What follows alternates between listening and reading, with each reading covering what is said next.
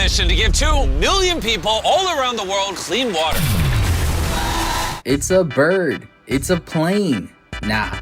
It's just Mr. Beast fixing another country's problems again. How is this even real life? Every few months we get a new headline like, Mr. Beast builds 100 wells in Africa, or Mr. Beast cures blindness. And I'm sitting here wondering like, where are these people's governments? Why does it take a dude who made his name giving away iPhones and burying himself alive to come and do the job that entire political systems and organizations are supposed to handle? And don't get it twisted, this isn't me bashing Mr. Beast. If anything, this guy's a genius. He figured out how to game the algorithm and help people at the same time. That's not something you see often, but at the same time, it raises this weird morale question. Why is charity content even necessary on this level? Why are people cheering that a YouTuber, not a president, not a prime minister, or a non-profit organization is the one changing lives? It's not just that Mr. Beast is handing out food or fixing someone's vision. It's the fact that he's doing it faster, louder, and more consistently than entire governments. That's where the problem starts to creep in. Like, why do we even need a YouTuber to do this? Why does it take a dude with a camera, a thumbnail face, and a squad of editors to provide basic healthcare or clean drinking water? And here's where things get deeper. You ever think about how Mr. Beast videos low-key expose the system? Like, we're watching entertainment, but behind the dopamine hits and the flashy thumbnails, we're seeing entire infrastructures that have failed.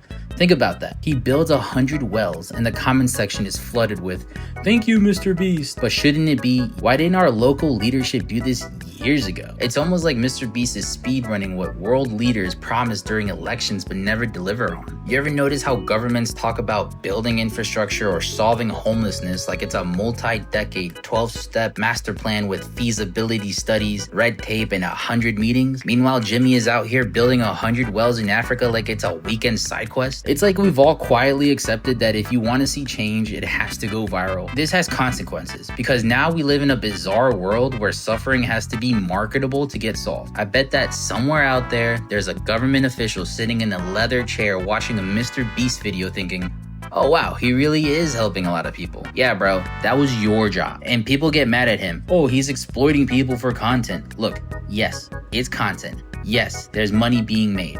But if the end result is 100 blind people can now see, or 1,000 families have clean water, then maybe, just maybe, the system is broken, not the guy exposing it. Oh, you want clean water? Go viral. Need a surgery? Hope it trends. Like, what if your village has a water crisis, but it's just not YouTube worthy? Then what? Are you just stuck? That's the power and the danger of this kind of influence. Because on one hand, Mr. Beast is doing more good than some nonprofits combined. And I'm not blaming him for that. He's doing what he does best. But the fact that we now associate human rights with viral challenges and feel-good thumbnails is like weird, right? Like imagine if governments used YouTube metrics to track progress. Sorry, no clean water this year. Your suffering didn't hit the algorithm. It's ridiculous. It's turning aid into entertainment. That's the thing nobody wants to say out loud. There's a thin line between helping people and gamifying poverty. And while Mr. Beast walks the line better than most, the scary part is the copycats who don't. You got people filming themselves giving a homeless person a sandwich, then editing in sad music like it's a Pixar short. That's where it gets dicey. That's the uncomfortable part nobody talks about. And again, this isn't about Jimmy. He's doing what he can, more than most billionaires ever do, but I'm starting to wonder if this whole charity content trend is solving problems